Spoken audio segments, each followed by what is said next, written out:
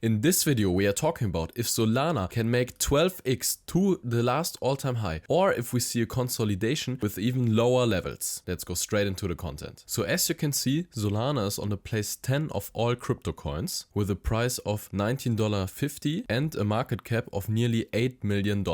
If we compare Solana to Bitcoin, we can see that Solana has very much potential to get into the top 5 of all crypto coins. Also from the technical analysis, we also have some very interesting things. We are now in the weekly chart, and as you can see, Solana had a very explosive move from this zone here right in 2021 to the last all-time high of $260. The price increased exactly 1200%. Then we saw a massive correction about Solana with a peak of 95%. But now the question is, has Solana the potential to come back to this all-time high or go even to higher prices in the bull run? In my opinion, Solana is a very nice project with a very high potential. So if Bitcoin and the whole crypto market is going to a new bull run, I think Solana can beat his all-time high even with higher prices. But what are the next zones that are very interesting? And should I buy Solana now or should I wait? From this demand zone, we saw a bullish move, retested this demand zone and came into this supply zone. Then we got rejected